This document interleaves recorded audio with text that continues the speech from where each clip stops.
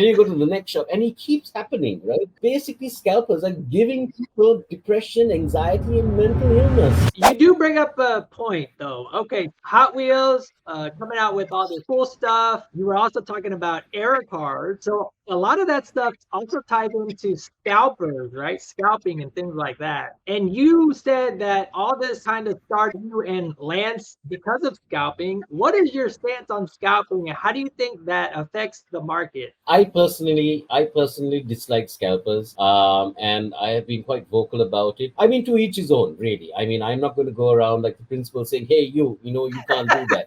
But again, it's down to ethical behavior, right? I mean, there is plenty enough for everyone. There is no reason why, and I've seen some really insane things when it comes to Hot Wheels. I'd be open with it because we've actually taken the initiative to contact Hot Wheels and Mattel and tell them, guys, this is what's happening in some of your factories and all that. I have actually seen cars that have been announced on the Hot Wheels website and at their conventions, and then 1 2 weeks later they are being sold in plastic doggy bags, unspun, by the dozen in Sri Lanka, right? So I'm thinking, what? And people are paying premium. I'm telling Yeah, you, they're paying five, yeah, six they're times paying the more price money for that. for It's an not even the original packaging. It's crazy. Oh my exact. It's not even finished. It's not even riveted. It's still falling apart. So again, this is why you kind of get this hypocrisy sometimes in certain segments.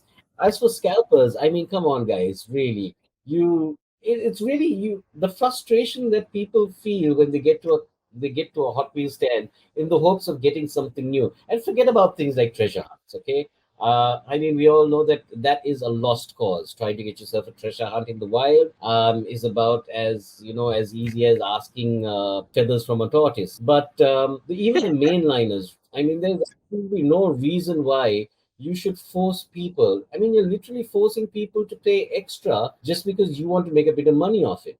I mean, I think this is maybe a reason why some of the Hot Wheels collectors are maybe transitioning to the collector grade stuff, the higher end stuff, because maybe they see more value for the quality. They don't have to fight these lines. A lot of the higher end stuff, I think, also you don't see too much scalping.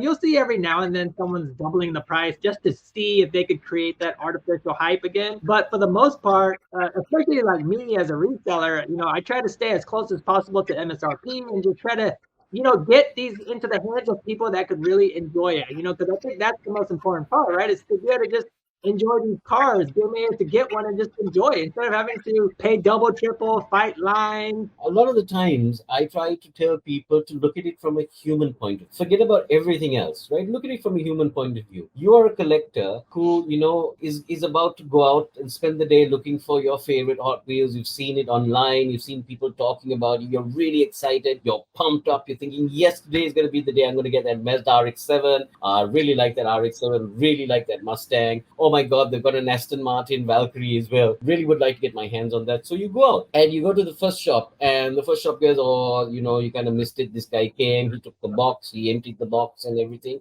And then you feel, depressed about it. Then you go to the next shop, and it keeps happening, right? Basically, scalpers are giving people depression, anxiety, and mental illness. I'm Oh, serious. As collectors, we want that same dopamine from getting that feeling of enjoying opening up, cracking open of that car. And it's just mind-boggling. And not only that, kind of given them anxiety and depression. Now you're going to charge them extra for that same car that you paid so much for. I mean, come on. at the end of the day, I think it's kind of a disservice to the people that are really passionate about collecting. They just want to collect. They don't care about resale value. They don't care about selling it for 3 times what it costs. They just want to be able to collect it, put it in their collection, and enjoy it.